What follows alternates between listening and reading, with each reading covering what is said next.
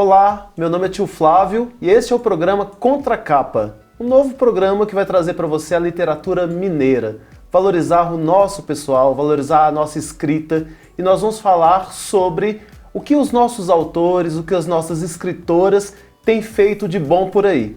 A gente chamou de Contracapa justamente porque é uma sinopse, é um convite para que você faça a leitura. E com a leitura você entre em mundos diferentes, em mentes diferentes e amplie sua perspectiva. E para a gente conversar hoje aqui, nesse primeiro programa, que para a gente é uma alegria muito grande por ser o primeiro programa e por começar com ela, que eu vou apresentar antes de dar o bom dia, tá?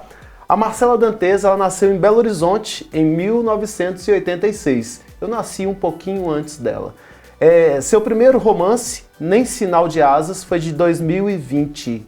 Ela foi finalista do Prêmio São Paulo de Literatura e do Jabuti, que todo mundo conhece, e quem não conhece é um importante prêmio, uma referência muito grande da literatura.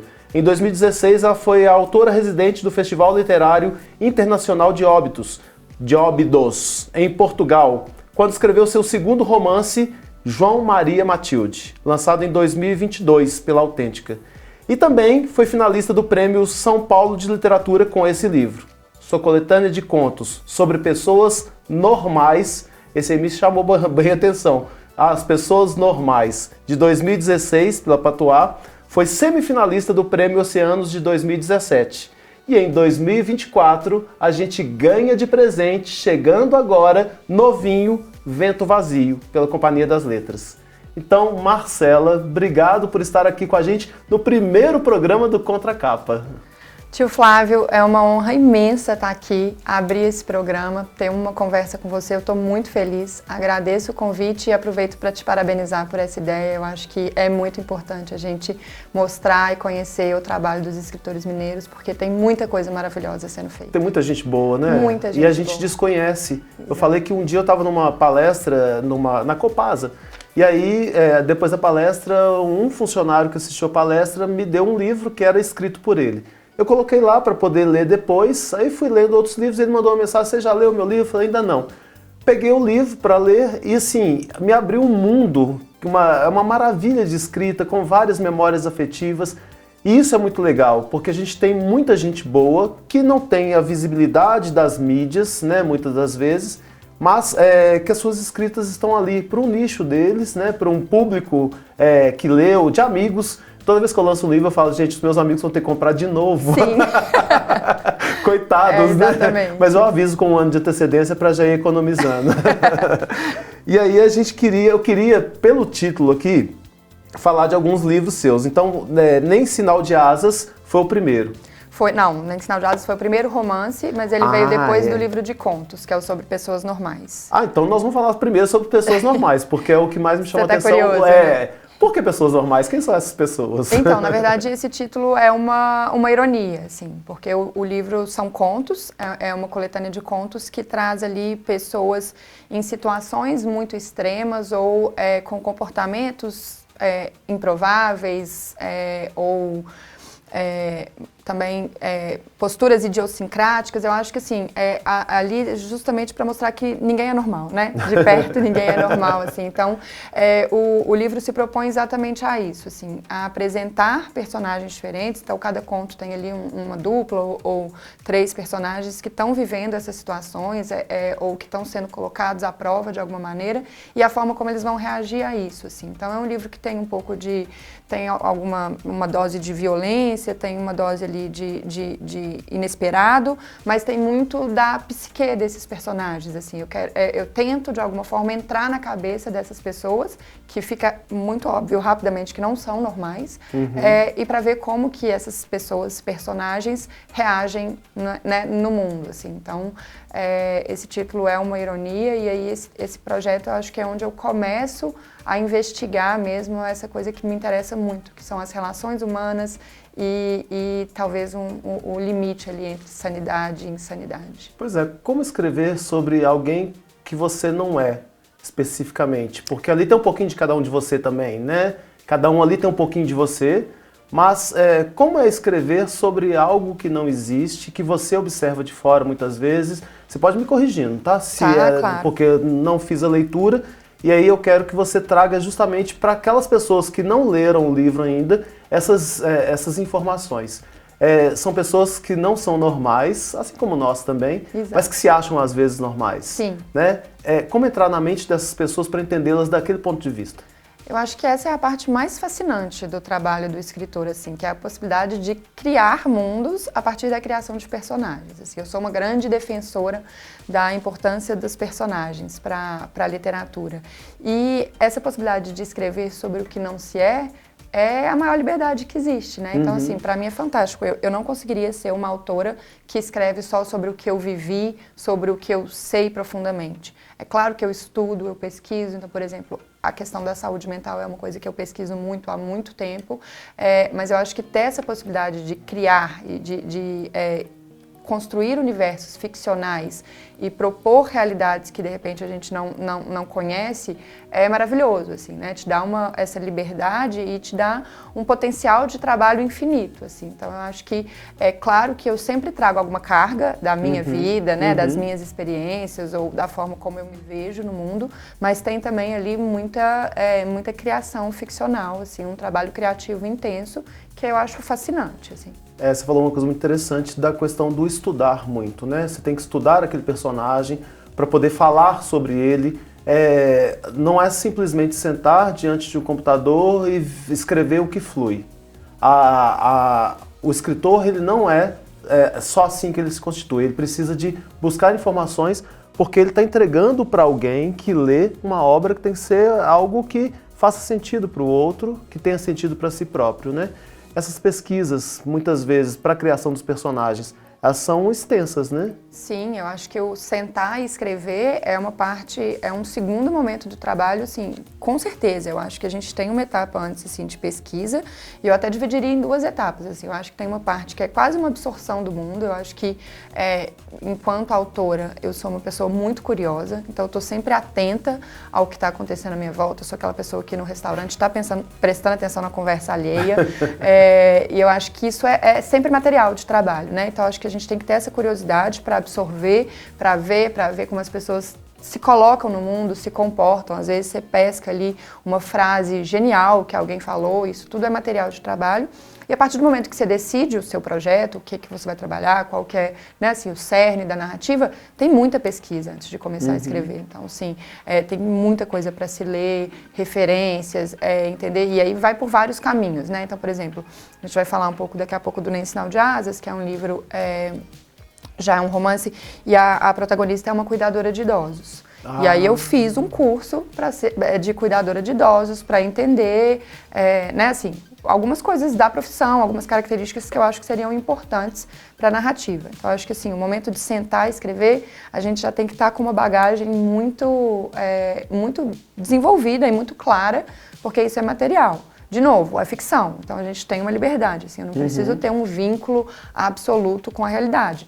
Eu acho que a realidade me dá material, me dá insights, detalhes para o meu trabalho que são fundamentais, assim. Então eu não consigo escrever sem pesquisar. É diferente de escrever biografia, né? A Sim. biografia você tem que ser fidedigna àquilo. Exato. A ficção já te dá essa possibilidade de pegar diversos personagens, inclusive, para encaixar num só. Sim, né? sim. Agora, os nomes, os títulos, eles são maravilhosos. A gente vai falar sobre eles daqui a pouquinho, mas é tão difícil dar um título, não é? Eu acho dificílimo, assim. Quando alguém fala que gosta dos títulos, eu fico muito feliz, porque até hoje eu não tenho certeza dos títulos dos meus livros, assim. A gente não sabe se está na nossa cabeça apenas Sim, aquela ideia, porque assim, eles são muito fortes, né? Mas é como se fosse dar nome a um filho. Exato, e é uma coisa que é perene, né? Vai ficar ali.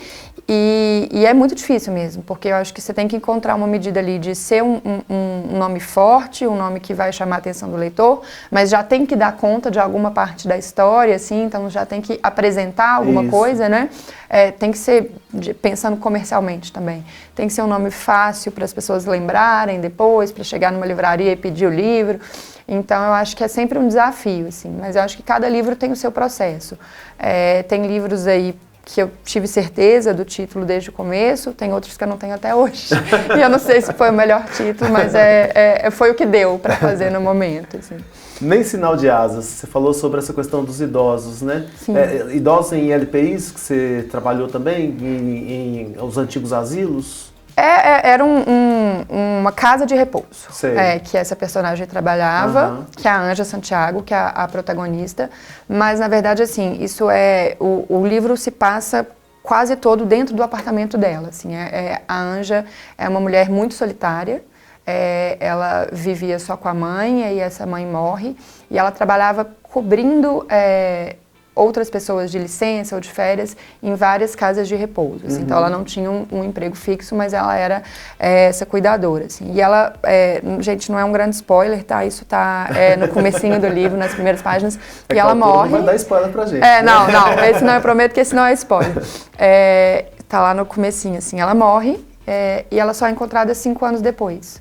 E esse livro, por exemplo, é um livro que foi baseado numa notícia de jornal, assim, eu li uma notícia lá em 2017 que contava a história de uma mulher, exatamente isso, assim, muito solitária, ela morreu e passou 5 anos no apartamento até que alguém a encontrasse.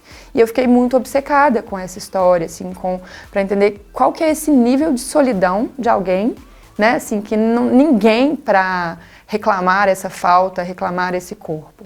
Então, aí acho que essa característica de ser essa profissão, de ser uma cuidadora de idosos, encaixa bem, porque assim, ela não tem um trabalho fixo, né? Ela está cobrindo as pessoas, então se ela não aparece no trabalho, não vai fazer. Exato. Né? E também é um trabalho com quem ela cria vínculos com pessoas que acabam morrendo. Assim, então já traz esse indício dessa solidão dela, que é o tema central desse livro. Assim. E é interessante que quando você fala isso, é interessante e triste.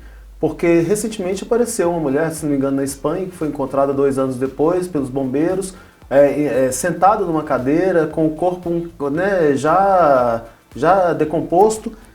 E teve um ator carioca também, que foi encontrado no Rio de Janeiro depois de um tempo. Quando a gente fala dessa questão da solidão e dessa correria de alguém que não posta mais no grupo de amigos lá, e a gente nem... Né, você tá bem? Você, né? Às vezes até o você tá bem você tá bem mecânico, né? Quando você fala, Marcelo, tudo bem com você? Tudo bem com você? Eu não tô querendo saber se você tá exato, bem. Né? Eu tô te dando um bom dia, talvez. E olha como que isso é um ápice da solidão. De viver no meio de tanta gente, né? Esse assunto me obcecou completamente. Assim, quando a notícia era também na Espanha. Eu acho que é uma coisa, depois eu fui fazer várias pesquisas e eu vi que isso acontece com alguma frequência, principalmente na Europa, assim, aí é uma mistura, né, de costumes e de condições climáticas também, porque o corpo, ele, em vez de sofrer o processo de decomposição, ele vai para um processo de mumificação. Isso, assim. Foi assim que essa mulher foi encontrada. E aí, quando eu li essa história, assim, para mim era uma coisa tão inconcebível e tão distante, pensar assim, poxa, não tinha um amigo, não tinha um parente, um vizinho, né? Como é que foi isso, assim? E aí eu comecei a investigar e eu descobri que não foi um caso isolado, assim, eu encontrei casos. E ela não era uma idosa, assim, essa pessoa que inspirou o livro, ela tinha 40 e poucos anos. Mas eu encontrei histórias até de pessoas que morreram no dormitório da faculdade, assim. Nossa. E pra mim é isso, né? Me trouxe essa vontade de investigar como que se é possível chegar nesse ponto de solidão, assim. E o livro trata muito disso. Então, assim, ele é baseado nessa notícia, mas é uma notícia também que a gente tem o depois, né? A gente tem o depois da morte. A pessoa foi encontrada, como que ela chegou nessa situação, mas a gente não conhece quem foi. No caso da notícia, ela se chamava Maria do Rosário.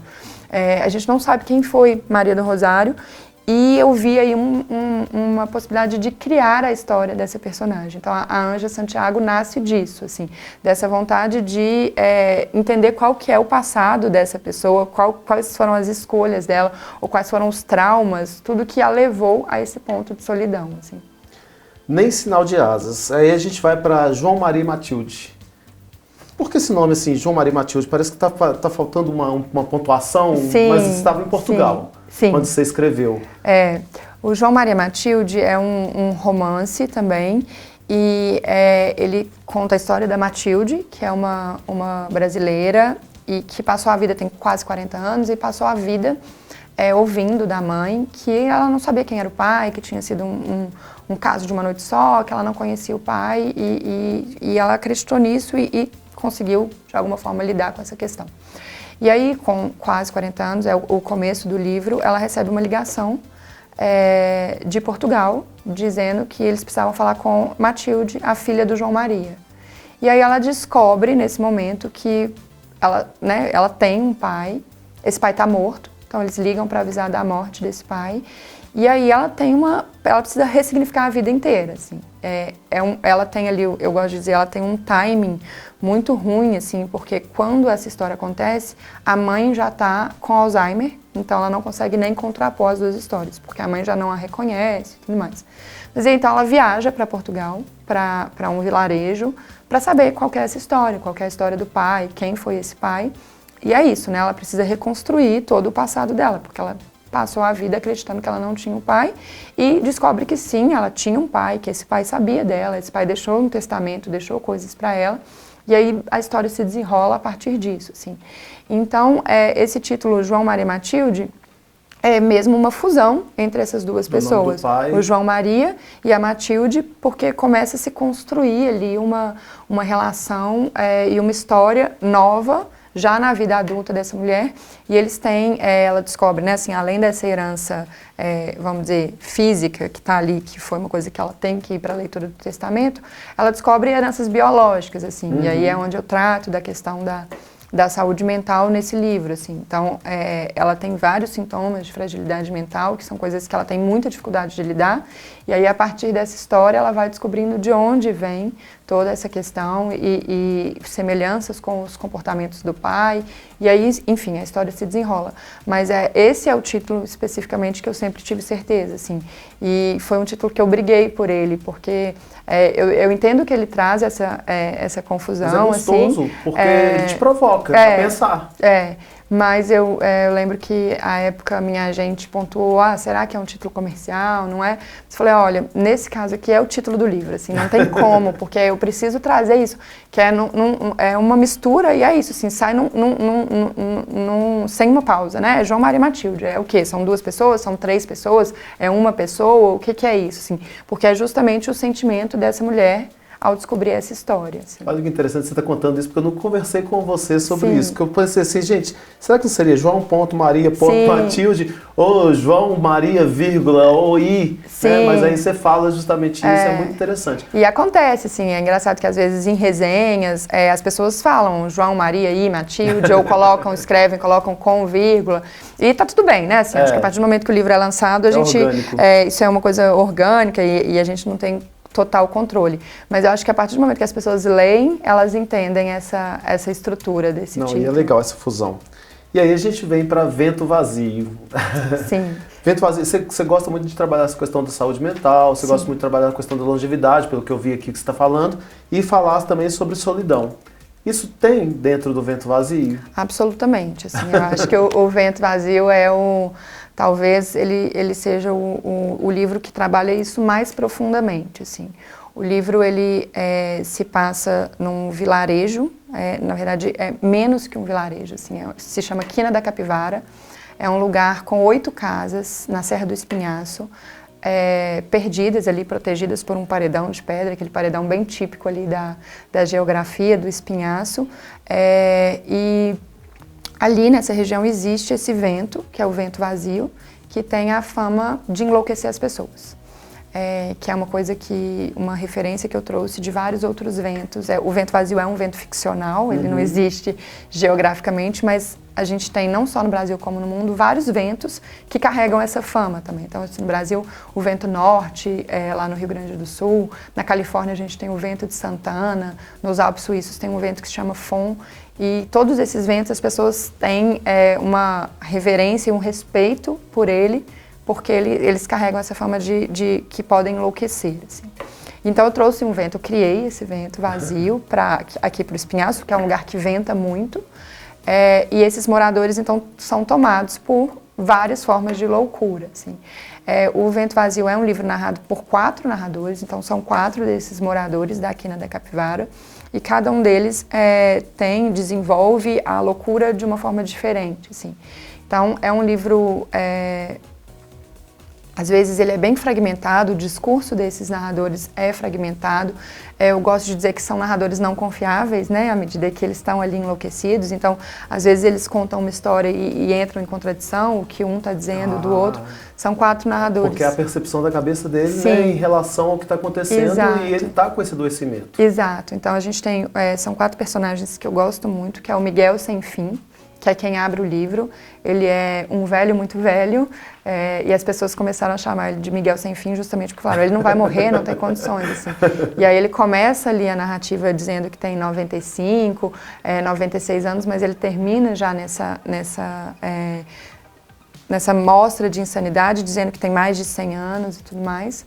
Tem a Cícera, que é uma outra narradora que está ali também, ela mora nessa quina da Capivara há muitos anos e é tomada por um outro tipo de loucura e tem uma relação muito importante com a Alma, que é a outra narradora, que é uma pessoa de fora, é uma estrangeira, assim. A Alma é a filha do fazendeiro rico da região, mas acaba se apaixonando por um dos moradores dessa quina e vai para lá. Fica por lá. E fica por lá. E também tem a sua forma de loucura. As pessoas apontam como louca justamente por ela ter abdicado dessa herança, dessa fazenda, para viver nesse lugar que todo mundo chama de fim de mundo. E tem a Maura, que é a última narradora, que é uma menina de 14 anos, e que aí é assim, aquela que apresenta a loucura na forma que a gente mais conhece, assim. Então, um discurso muito desconexo, muito obsessivo, ela mesma diz que todo mundo acha que ela é doida, que ela é a doidinha dali, então, assim, já é inclusive estruturalmente, na forma física do livro, é uma voz que já é completamente fragmentada. Às vezes a gente tem uma página inteira de uma palavra sendo repetida, para trazer mesmo essa obsessão da Maura. Então esses 4 personagens vivem ali. Existe uma usina eólica que também é baseada numa usina real, que é a usina do Morro do Camelinho, que foi construída no Espinhaço mais ou menos em 1994 e foi desativada em 2015. E eu trouxe esses fatos para o livro. Então, no momento em que o livro se passa, é uma usina desativada, mas as torres eólicas estão lá, gigantescas. Venta muito, mas as torres não se movem, então assim, é um paradoxo também. Assustadoras? Sim, elas como ficam fantasmas. Ali. Cada personagem tem uma relação com a torre. Porque, por exemplo, o Miguel, ele foi vigia dessa usina. Ele trabalhava como vigia, então ele tem uma relação muito afetiva. Já a Maura não lembra muito da usina. E aí a Cícera, por exemplo, odeia a usina porque ela acha que aquilo chegou ali para estragar uma dinâmica que funcionava muito bem. Mas as torres estão sempre ali lembrando eles dessa promessa de progresso, do que deveria ter acontecido. Então a história se passa nesse contexto. Eu acho que foi o livro que eu pude trabalhar com mais liberdade, essa questão da loucura, justamente pelos narradores, né? Serem assumidamente loucos, assim, de formas distintas. E aí eu acho que foi o meu mergulho mais profundo nesse tema, assim, e foi um processo muito interessante. Por que o interesse pela saúde mental? Eu não sei, assim, minha analista me perguntou isso semana passada e a gente não conseguiu resolver. Cheguei atrasado com a pergunta, mas eu estou pensando aqui, porque é um momento que a gente está passando também, que muita gente tem vivido depressões, né? Sim. Tem vivido com síndrome do pânico. Sim. Eu acho que ele deve conversar muito justamente com muita gente que tem em casa alguém que sofre com esses momentos, né? E com todos nós, porque você liga uma televisão, ouve um rádio, e o pânico te invade, né? Sim, uma ansiedade. sim. Sêneca falava que a gente sofre mais pela imaginação do que pela realidade. A gente começa a imaginar um futuro que não sei como é que será, parece aquelas coisas mais distópicas. E aí a gente começa a ficar sofrendo por dores que nem existem, né?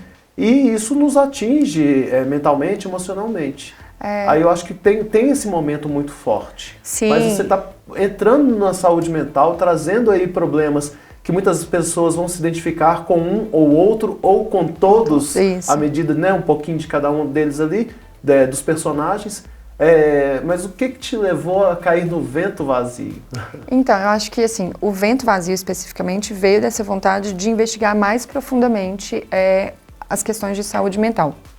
O livro anterior, o João Mário e Matilde, trazia muito exatamente isso que você colocou, assim, ansiedade. A Matilde era uma personagem muito pautada pelo transtorno de ansiedade generalizada, por crises de pânico.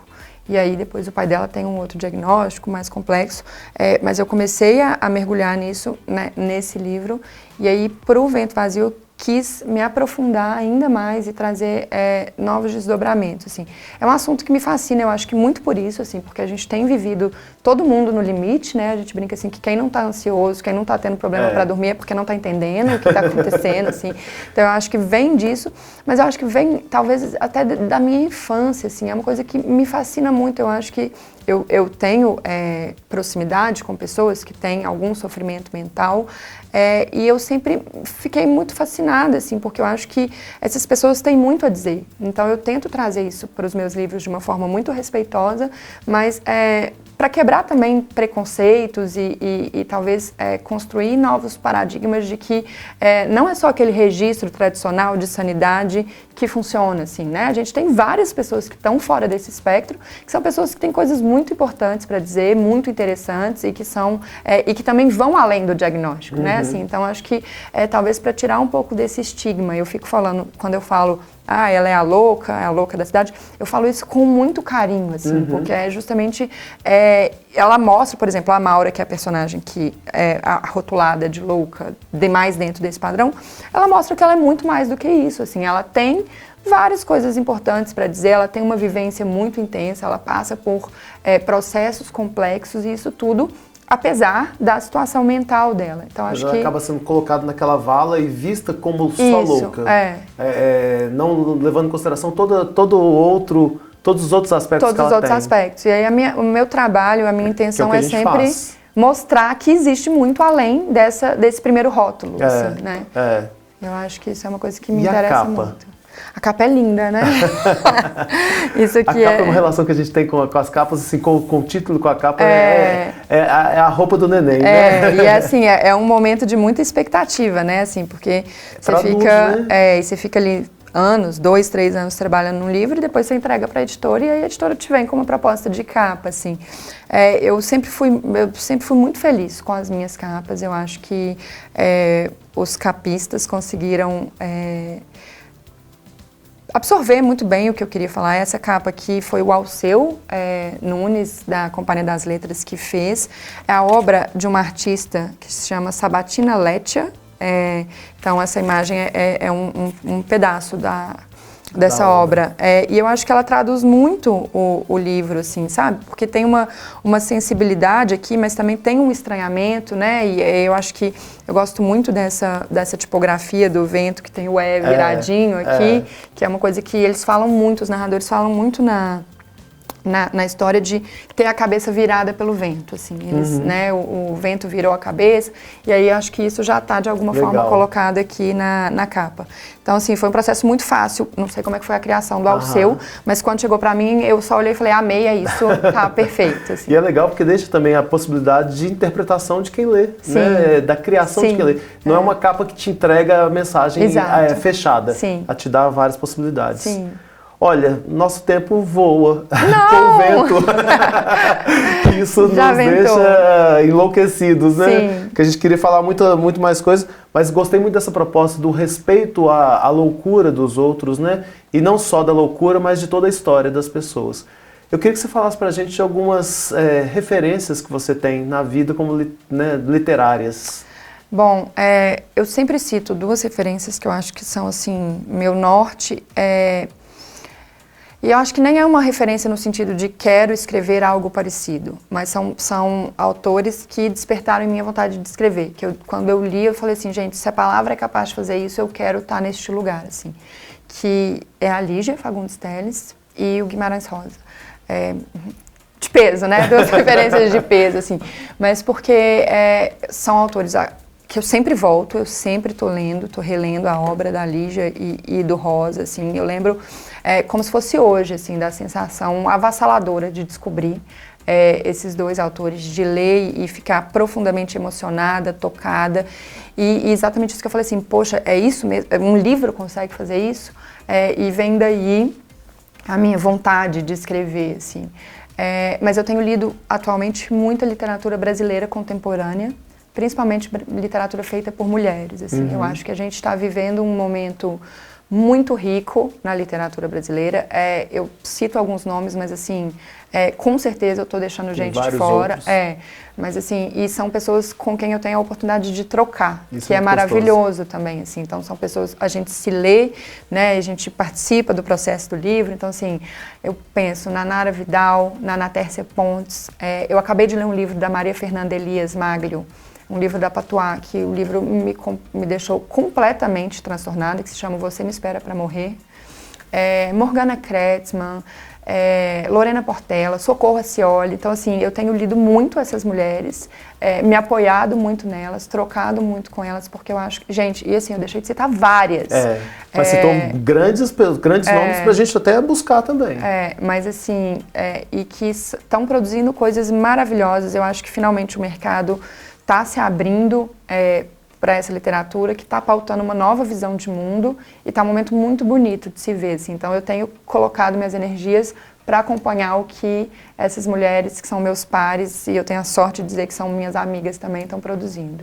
Tomara que mais mineiras e mineiros ganhem espaço na literatura, né? Ganhem espaço no mundo editorial e nas casas das pessoas. Marcela, então, como que a gente te acha? Eu tô no Instagram o dia inteiro, @MarcelaDantes, é o lugar que é mais fácil para falar comigo. Meu e-mail também é marceladantes@gmail.com. Eu adoro conversar, eu gosto muito quando as pessoas leem o meu livro e vêm me contar e vêm me falar a forma como o livro tocou, do que gostou, do que não gostou. Então, assim, eu tô super aberta, eu sou super participativo ali e espero todo mundo para vir falar comigo.